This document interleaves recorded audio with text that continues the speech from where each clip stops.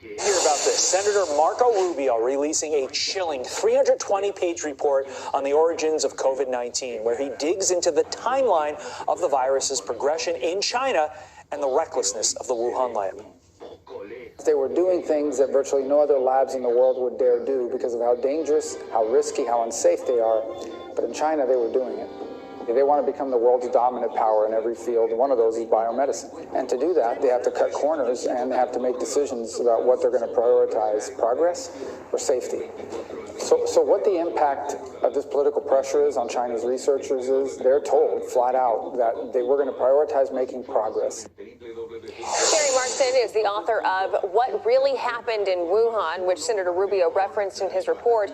Sherry joins us now. Good morning to you. You know, you did a lot of research on this topic, but was there anything in the report that you learned?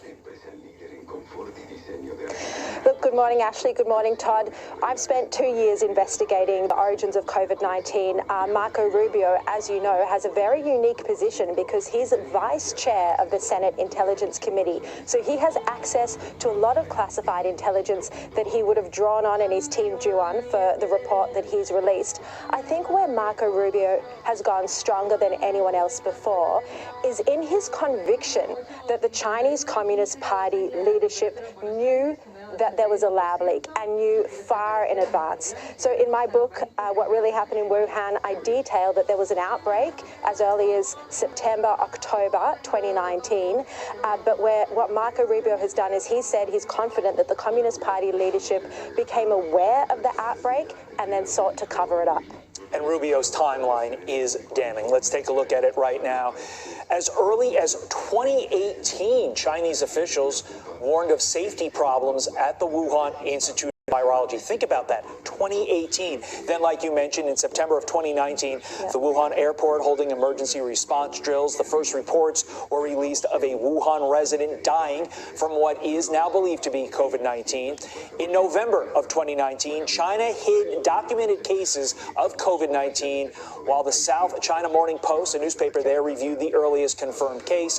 Finally, on December 31st of 2019, China finally officially disclosed COVID-19 to the public.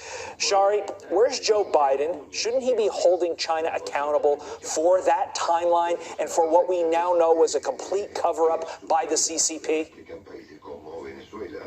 Exactly. 7 million people globally have now lost their lives from COVID-19, not to mention the devastating impact on all of our economies around the world, the years lost when people couldn't travel or see family, and there has been no accountability here at all.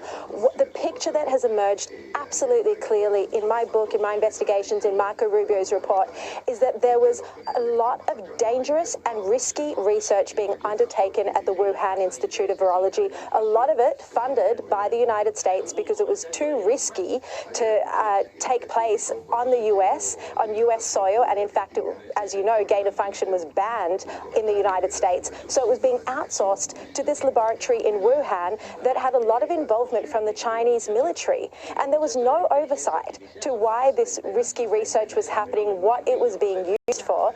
And something that Marco Rubio emphasizes as well, and I detail it also, is that there was no safety protocols, no safety procedures, grave concerns from the head of the Wuhan Institute of Virology, the director, about how they were lacking in safety equipment and proper training for their lab technicians.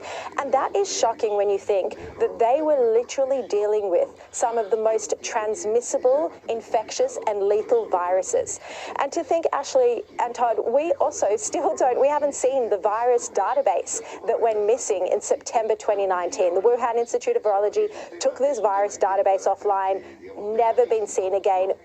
Joe Biden hasn't asked to see it. Our Australian Prime Minister, no global leaders have been demanding questions on this. Yeah, you would think they would, but, you know, with this report, there's no doubt that it's impressive, but is it enough to hold China accountable? Well, there's definitely enough already to hold China accountable, not only with the origins of the virus, but the fact that China was so culpable for allowing the virus to spread internationally. It was 5 weeks before Chinese leadership, before Xi Jinping admitted that COVID-19 was infectious. So they were blocking off Wuhan residents from flying to the rest of China, but allowing people who had COVID-19 to travel internationally. That was a deliberate decision to spread COVID-19 to every corner of the earth. I mean, that's culpability enough right there. Right. Now, the NIH has finally defunded the Wuhan lab, but why in the first place would our government use our taxpayer dollars to fund supercharged bat coronaviruses to make them more deadly? It's a question I don't know if we'll ever get the answer to. Shari Markson, thank you so very much.